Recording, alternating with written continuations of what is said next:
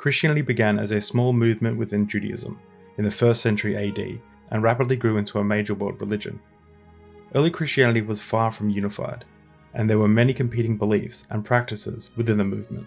To start off this conversation, I think one way to look at it is the way we see Mormons and Catholics today as being so far apart from each other.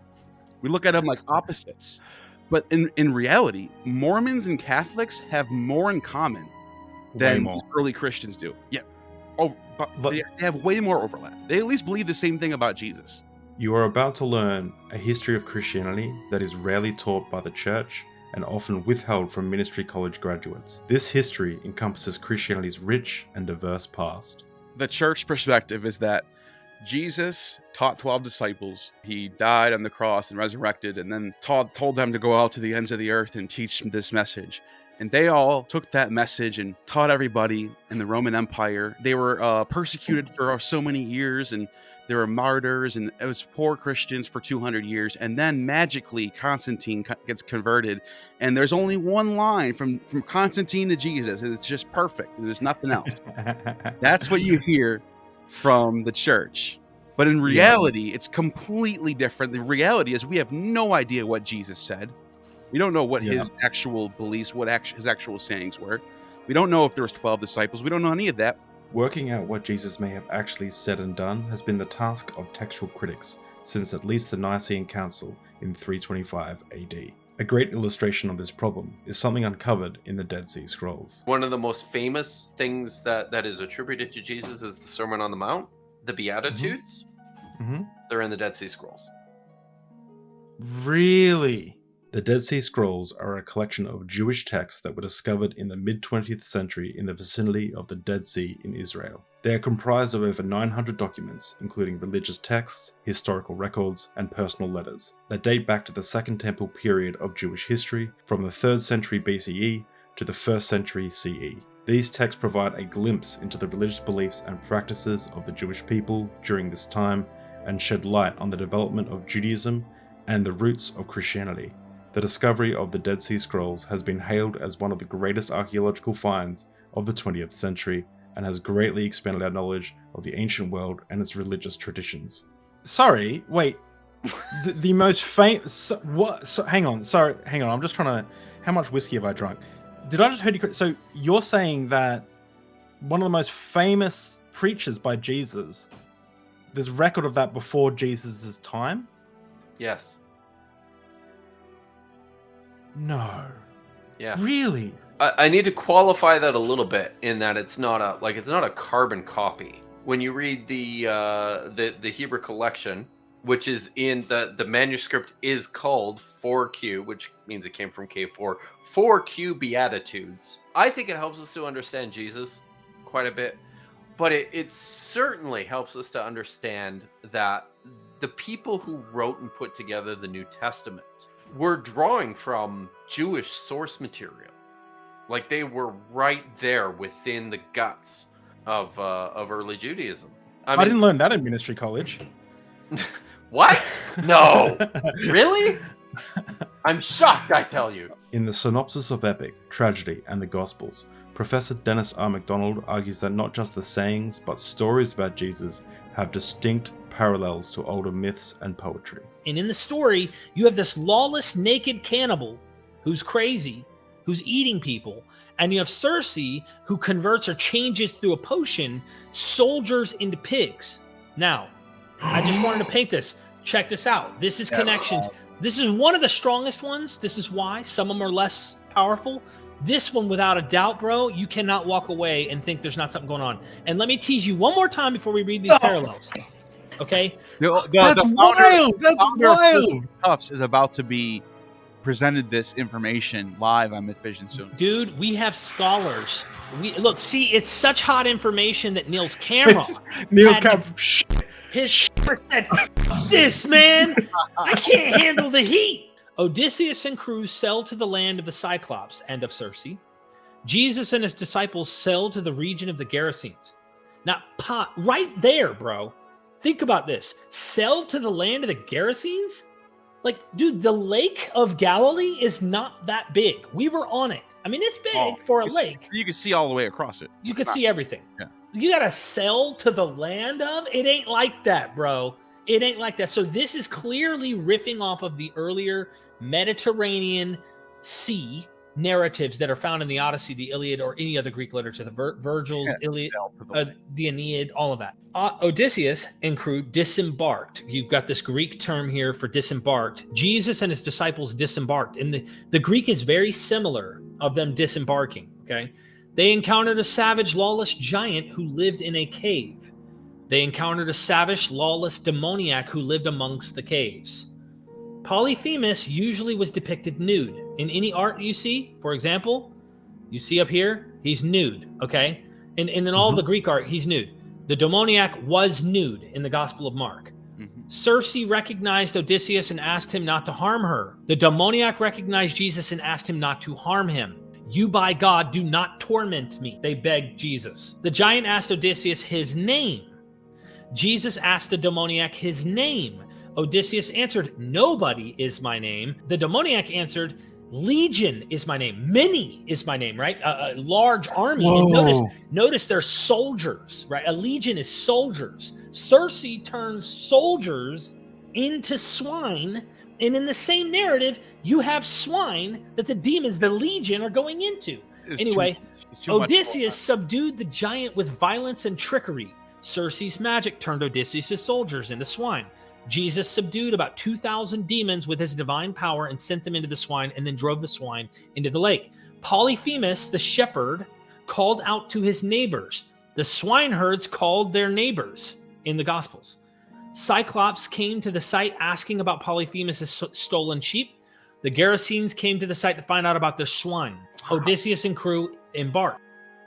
Jesus and his disciples embarked. Odysseus told the giant to proclaim that he had blinded him. Tell the people that son of so-and-so, Odysseus, is the one who blinded you. Jesus told the hill demoniac as he got in the boat to proclaim what God had done for him.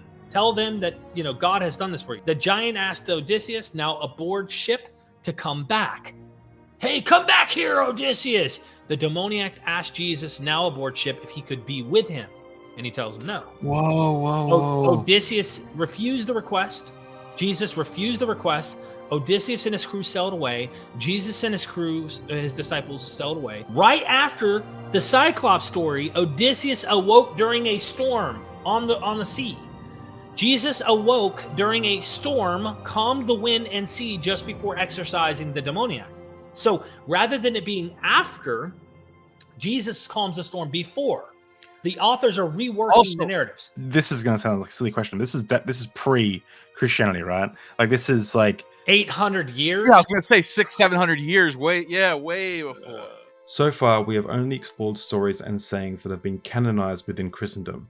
But what about the lost Christianities, the sects later to be described as heresies? What secrets can be found amongst the pages of early Christianity, and why were these pages torn out by the orthodoxy? Yeah, so I understand that we have the four Gospels, Matthew, Mark, Luke, and John. They're anonymous, right? And they were written somewhere between 40 years after Jesus died to 70 years after Jesus died, right? Are there any other writings from that era that didn't get canonized into Scripture? 2nd century, we start seeing a lot more Gospels. Like there's a text called the Gospel of Peter, and this one was really popular, and it almost made the canon. This was very close to making it into the canon.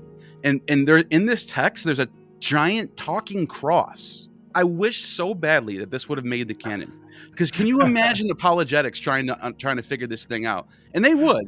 That's how apologetics. Oh yeah.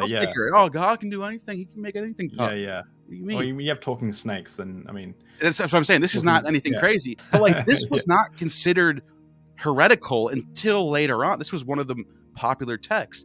There's also Gospel of Mary, in which Mary Magdalene, she's the one who she's the highest disciple out of all of them. She's the one who receives the secret message from Jesus himself that the other ones don't know. And there's also a Gospel of Judas, and Judas gets told beforehand, listen, man, there's going to be 12 disciples. You're going to be called the 13th, and they're all going to hate you, and they're going to oppose you for the ages.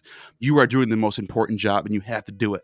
So Judas knows this secret knowledge, and he has to go through with it. And so this one flips everything on its head. When we start to see actual text pop up they're all different. They're all like wide ranging. The people in Alexandria, Egypt, there's Sethians there who believe in transmigration of the soul, which is reincarnation. When we start seeing documentation of Christians, right off the bat, they're just wide ranging and different. We are not talking about random hermits in the middle of nowhere. We're talking about mainstream Christianity. This was mainstream. Tell us about some of these major Christian sects. So there's the Sethians, and they had this text called the Apocryphon of John, and it's this like really strange text about this unknown God who is the only thing there is in the beginning, and from him emanates ions. The first one's called Barbello, and this Barbello is almost perfect. It's almost as perfect as the unknown God, but it's a little bit more dimmer light. And then from this ion emanates more ions, and as these ions keep going on, they're less and less light. They start getting darker and darker to the bottom. And then there's an ion called Sophia, which is wisdom in Greek. And she creates Yaldabaoth, who is the Old Testament God. And this Yaldabaoth thinks that he's the only God there is. He thinks he's in control, but he's mistaken. Sophia is actually the serpent that comes in the garden. So she comes and tells Eve, listen, that God that you think is your creator, he's a liar. He doesn't know what he's doing. Eat from the tree of knowledge, because that's what's going to make you a God. They praise Eve as like, she's the one who brought knowledge into the world. She saved everybody. And Sophia was disguised as a serpent. The Valentinians are very close to the Sethians, but they're more Pythagorean. They have this like gematria system. Everything's numbers. Jesus' gematria is 888 in Greek, so he's like this like perfect logos, because there's 24 letters in the Greek alphabet. There's 8 monads, 8 heptads, or 8 ogdoads, and so he's 888. He is the word. He's the all-encompassing alphabet. Valentinus was one of the most highest bishops in the Roman Empire, and during his time period, he was popular and famous. He almost became the Bishop of Rome, which is like the Pope.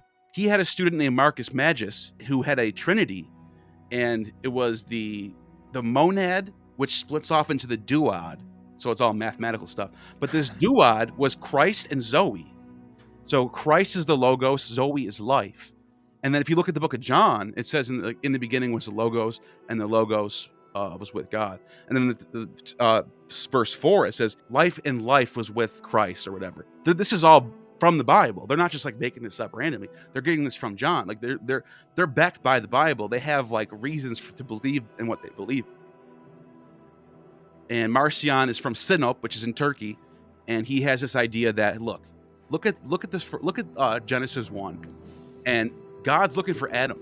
How does he not know where Adam is? If he's all knowing, he should know where Adam is. And not only that, he should have known that Adam was going to eat from the fruit, which means he's not all knowing. He can't be the God. He can't be our God. And Marcion points to the text of Elijah and says, why would an all good God allow his prophet to send she-bears to go kill some kids because they called him Baldy? So Marcion uses the same arguments that we use today when we criticize the text. And so Marcion made a canon that was just Paul's epistles and then one of the Gospels. That was he was the first Christian to do a canon. Marcion's idea of the Old Testament God being like evil is nothing compared to the Cainites. There's this group of Christians called the Cainites, and they're called the Cainites because they thought Cain was the good guy, because in the text of Cain and Abel offers up a lamb, Cain offers up vegetables. So Cain, being a tiller of the land, he's peaceful. He doesn't need to kill animals and offer blood to a god. He's peaceful. He's the vegetarian one.